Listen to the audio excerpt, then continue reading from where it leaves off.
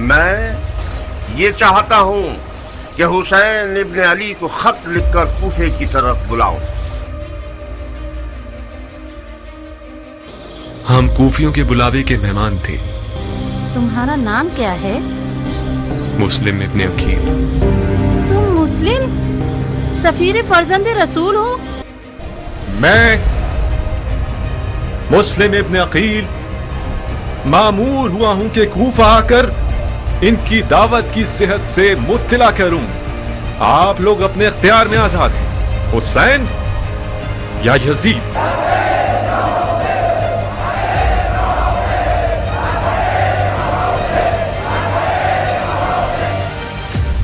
بیعت کرنے والوں میں سے بعض حضرات نے دارالحکومت جا کر مٹھی پر درہم و دینار کے بدلے اپنے آپ کو بیچ دیا ہے.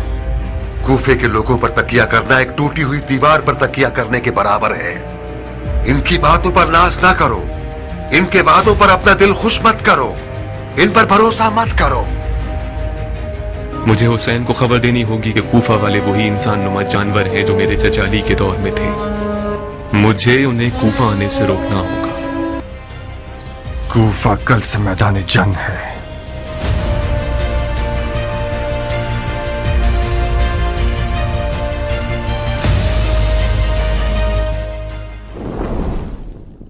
امام حسین علیہ السلام کے باوفا اور جانثار ساتھیوں کی اہمیت واقعہ کربلا میں روز روشن کی طرح عیاں ہیں کہ جنہوں نے ہر قدم پر امام کا ساتھ دیا اور امام مظلوم کی شہادت کو تاریخ میں امر بنا دیا. انہی باوفا ساتھیوں میں ایک نام جناب مسلم بن عقیل کا ہے جو امام علیہ السلام کے سفیر اور حسینیت کے ترجمان تھے. جب بھی معرکہ کربلا کا ذکر ہوتا ہے تو ایسا ممکن ہی نہیں کہ جناب مسلم بن عقیل کا تذکرہ نہ کیا جائے، کیونکہ واقعہ کربلا کی ابتدا ہی سفیر حسین مسلم کی شہادت سے ہوتی ہے. حضرت مسلم بن عقیل امام علی علیہ السلام کے بھائی عقیل بن ابی طالب کے بیٹے تھے، یعنی مسلم امام حسین کے چچا زاد بھائی تھے. مسلم بن عقیل عہد جوانی سے ہی رسول اللہ سے بہت مشاہبت رکھتے تھے. آپ صورت اور سیرت، رفتار و کردار میں پیغمبر اسلام کے تصویر تھے، اور آپ حضرت عقیل کی تمام اولادوں میں سب سے زیادہ بہادر اور قوی تھے. جناب مسلم نے امام علی علیہ السلام کی بیٹی رقیہ سے نکاح کیا تھا، اس لحاظ سے آپ حضرت علی کے داماد ہوئے. واقعہ کربلا سے پہلے حضرت مسلم کی زندگی کے اہم واقعات میں ان کا 21 ہجری میں افریقہ کے اسلامی جنگوں میں شرکت کرنا ہے، جو آپ نے اپنے بیٹوں، بھائیوں اور حضرت جعفر کے ہمراہ لڑی تھی. اس جنگ کا نام جنگ بہنسا تھا. اس کے بعد جناب مسلم جنگ صفین میں امام علی کے لشکر کے ایک حصے کے علمبردار تھے اور صفین کی لڑائی میں جرأت اور بہادری کا مظاہرہ کیا تھا. امام حسن کی شہادت کے بعد جناب مسلم اپنے بھائی حسین بن علی کے ساتھ مدینہ آ گئے تھے اور یہیں مقیم ہو گئے تھے.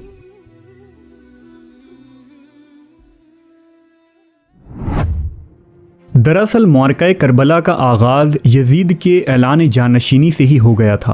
امیر معاویہ نے اپنی وفات کے بعد یزید کو خلافت کے لیے منتخب کر لیا تھا، لہٰذا یزید نے اہل کوفہ کے بڑے بڑے شخصیات کو مجبور کیا کہ وہ اس کی بیعت کریں اور اس کے جابرانہ خلافت کو تسلیم کریں. لہٰذا جب کوفہ والوں کو خبر ہوئی کہ امام حسین علیہ السلام نے یزید لعین کی بیعت سے انکار کر دیا ہے تو 60 ہجری میں کوفہ میں حضرت سلیمان بن سرت خزائی کے گھر میں ایک میٹنگ ہوئی. اس وقت امام حسین مکہ کی جانب ہجرت فرما چکے تھے، لہٰذا اس جلسے میں لوگوں نے یہ فیصلہ کیا کہ سب مل کر امام حسین علیہ السلام کو خط لکھ کر کوفہ آنے کی دعوت دیں گے. لہٰذا پہلا خط تحریر کیا گیا جس میں سلیمان بن سرد، مسیب بن نجبہ، رفاع بن شداد اور حبیب بن مظاہر جیسے صحابہ اور تابعین نے دستخط کی، اور رمضان 60 ہجری سے امام حسین کو کوفہ سے خطوط پر خطوط ملنے شروع ہوئے. ان خطوط میں اہل کوفہ نے لکھا کہ آپ فرزند رسول ہیں اور ان عیاش بنو امیہ کی حکومت کے خلاف قیام کرنا آپ پر فرض ہے. آپ ہمارے امام ہیں، لہٰذا اگر آپ نے یزید کے خلاف ہمارا ساتھ نہ دیا تو روز قیامت ہم آپ سے سوال کریں گے. کوفیوں کے خطوط کی کثرت دیکھتے ہوئے امام حسین علیہ السلام نے کوفہ کے حالات کا جائزہ لینے کے لیے اپنے چچا زاد بھائی مسلم بن عقیل کو اپنا نمائندہ اور سفیر بنا کر کوفہ بھیجا۔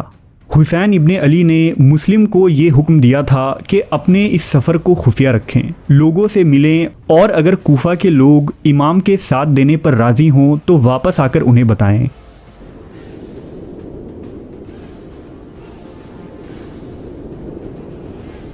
ایک لمبے اور سخت سفر کے بعد مسلم جب کوفہ پہنچے تو وہاں مختار سقفی کے گھر میں قیام کیا۔ جب شیعان علی کو مسلم کے آنے کی خبر ہوئی تو وہ مختار کے گھر آنا شروع ہوئے۔ حضرت مسلم نے دیکھا کہ کوفہ میں یزید کے خلاف ایک عوامی لہر اور انقلاب برپا ہے۔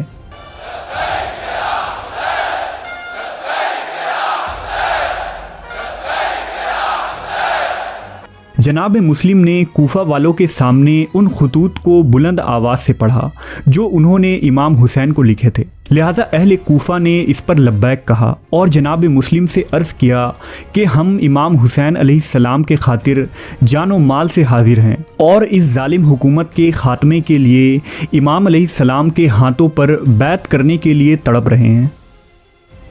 لہٰذا لوگوں نے مولا حسین کے نام سے مسلم بن عقیل کے ہاتھ پر بیعت لینا شروع کیا اور ایک دن میں تقریباً 18,000 لوگوں نے بیعت کی۔ لہٰذا حضرت مسلم نے امام حسین کو خط روانہ کیا کہ آپ کوفہ تشریف لے آئیں، یہاں کے حالات آپ کے حق میں سازگار ہیں اور ایک عظیم لشکر آپ کا منتظر ہے۔ لیکن جیسے ہی یہ خبر یزید کو پہنچی کہ کوفہ کے لوگ بغاوت پر آمادہ ہیں اور اہل کوفہ مسلم کے ہاتھوں بیعت کر چکے ہیں، تو اس نے بصرہ کے ایک ظالم گورنر جس کا نام عبید اللہ ابن زیاد تھا اسے کوفہ روانہ کیا اور اسے حکم دیا کہ اہل کوفہ کے بغاوت کو سختی سے کچل دیا جائے اور مسلم بن عقیل کے سر کو کاٹ کر شام بھیجا جائے۔ چنانچہ فوراً ابن زیاد کوفہ پہنچا اور وہاں کی گورنری سنبھالی۔ اس وقت جناب مسلم مختار سقفی کے گھر سے صحابی رسول ہانی بن عروہ کے گھر منتقل ہو گئے تھے۔ ابن زیاد نے کوفہ میں یہ اعلان کر دیا کہ جہاں کہیں بھی مسلم بن عقیل ملیں انہیں گرفتار کر لیا جائے، کیونکہ وہ امیر المومنین اور خلیفہ وقت کا دشمن ہے۔ ابن زیاد نے نہایت ہی چالاکی سے اس بغاوت کو کچلا۔ سب سے پہلے اس نے ان لوگوں کو سونے کے سکے کا لالچ دیا جنہوں نے جناب مسلم کی بیعت کی تھی، لہذا کوفہ کے غدار اور منافق صفت لوگ دربار ابن زیاد میں حاضر ہوئے اور سونے کے اشرفی لیتے ہوئے مسلم کی بیعت سے انکار کر دیا۔ اس کے بعد ابن زیاد نے کوفہ میں یہ افواہ پھیلا دی کہ شام سے ایک عظیم لشکر آ رہا ہے، اگر کوفہ والوں نے امام حسین کی حمایت کی تو وہ لشکر بھوکے بھیڑوں کی طرح کوفہ والوں کو نوچ کر چیر پھاڑ ڈالیں گے۔ لہذا کمزور اور بزدل لوگوں نے امام حسین کی بیعت کو بھلا دیا اور ڈر کے مارے اپنے اپنے گھروں میں جا چھپے۔ اب صرف گنتی کے چند لوگ رہ گئے تھے جو جناب مسلم کے ساتھ تھے اور جنہیں مولا حسین کے لیے شہادت بھی قبول تھی۔ لہٰذا ابن زیاد نے کوفے کے ہر گلی اور محلے میں اپنے سپاہی پھیلا دیے اور ان لوگوں کو چن چن کر مارنے کا حکم صادر کیا۔ اس وقت حضرت مسلم ہانی کے گھر میں موجود تھے، لہٰذا کچھ غداروں نے ابن زیاد کو خبر دے دی کہ مسلم ہانی کے گھر چھپے ہیں۔ ہانی کوفہ کے ایک بزرگ شخص تھے اور ان کا قبیلہ بھی ان کے ساتھ تھا۔ اس کے باوجود ابن زیاد کے حکم سے سپاہیوں نے ہانی کے گھر کا گھیراؤ کر لیا اور ہانی کو گرفتار کر لیا گیا۔ ہانی کی گرفتاری کے بعد اہل کوفہ نے جناب مسلم کا ساتھ چھوڑ دیا اور مولا حسین کا یہ سفیر اجنبی شہر میں بے یار و مددگار رہ گیا۔ اب مسلم کے ساتھ صرف 30 لوگ رہ گئے تھے جو کوفہ کی گلیوں میں سپاہیوں سے چھپتے پھر رہے تھے۔ شام ہوتے ہی صرف 20 لوگ رہ گئے اور نماز مغرب ادا کرنے کے بعد صرف 10 فرد باقی رہ گئے۔ نماز کے بعد جب حضرت مسلم محلہ کندہ کے قریب پہنچے اور پلٹ کر پیچھے دیکھا تو خود کو تنہا پایا۔ اب آپ کے ہمراہ کوئی راستہ بتانے والا بھی نہ تھا اور ابن زیاد کے خوف سے کوفہ کی گلیوں میں سناٹا چھایا ہوا تھا۔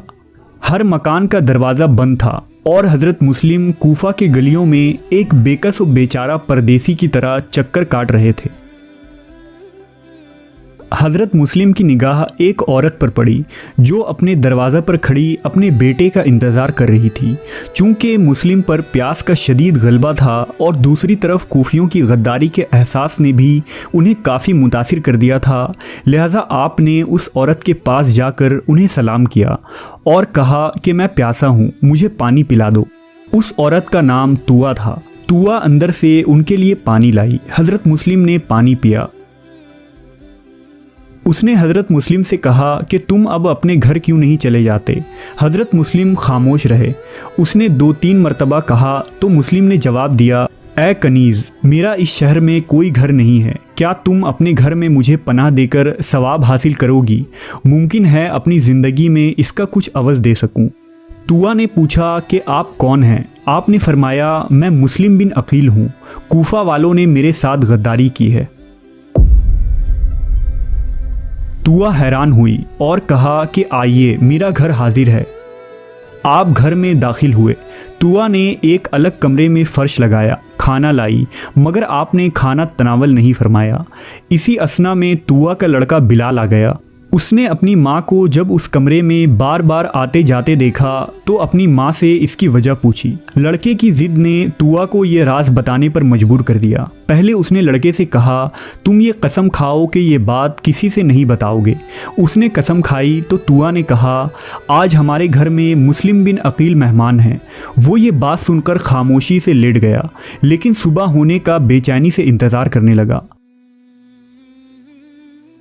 सुबह होते ही बिलाल इब्ने ज़याद के सिपाहियों के पास गया और उन्हें बताया कि मुस्लिम हमारे घर में मौजूद हैं। लिहाजा सिपाहियों ने एक लश्कर लेकर तुए के घर के करीब पहुंचे। जनाब मुस्लिम ने हथियारों की झनकार और घोड़ों की टापुओं की आवाज़ सुनी तो ज़िरा पहनकर घर से बाहर निकले। आपने देखा कि 170 सिपाही आपको गिरफ्तार करने के लिए बाहर खड़े हैं। आपने अकेले यजीदी फ़ौज से 2-2 हाथ किए और एक एक कर तमाम सिपाही जनाब मुस्लिम के आगे ढेर होते चले गए। बेशुमार सिपाहियों को हज़रत मुस्लिम ने वासिले जहन्नम किया। जब लश्कर के कमांडर इब्ने अशस ने इब्ने ज़याद को खबर भिजवाई कि सिपाही कम पड़ गए हैं और मज़ीद लोग दरकार हैं, तो इब्ने ज़याद हैरान रह गया कि एक आदमी को पकड़ने के लिए इतने सारे सिपाही भी नाकाफ़ी कैसे हो गए। इस पर एक शख्स ने इब्ने ज़याद से कहा कि वो कोई आम शख्स नहीं है, बल्कि बनु हाशिम का चश्मो चिराग है। इतनी आसानी से उस पर काबू पाना मुमकिन नहीं है। आप ज़ख्मों से चूर थे, इसके बावजूद सिपाहियों के हौसले पस्त होते नज़र आ रहे थे और वो समझ गए कि इस हाशमी जवान से मुकाबला करने के लिए शेर का जिगर चाहिए। लिहाजा इब्ने अशस ने जनाब मुस्लिम को अमान देने का वादा किया। इस पर हज़रत मुस्लिम ने अमान को कबूल करते हुए हथियार डाल दिए। लेकिन जब हज़रत मुस्लिम को इब्ने ज़याद के सामने पेश किया गया तो उसने मुनाफिकत दिखाई और उन्हें अमान देने से इनकार कर दिया।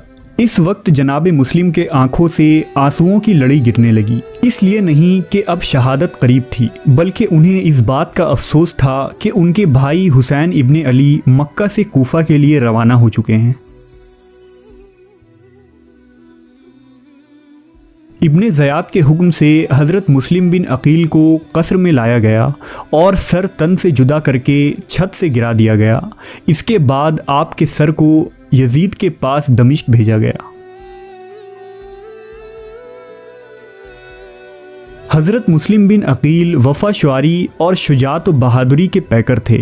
आपने वफ़ा के जज्बे का ऐसा मुजाहरा किया जैसे हज़रत अली ने रसूल अल्लाह के साथ वफ़ा शुआरी की थी। हज़रत मुस्लिम ने हकीकी इस्लाम के सफ़ीर का किरदार अदा किया और दीन मोहम्मद की तहफ़्फ़ुज़ के लिए शहादत को गले लगाया।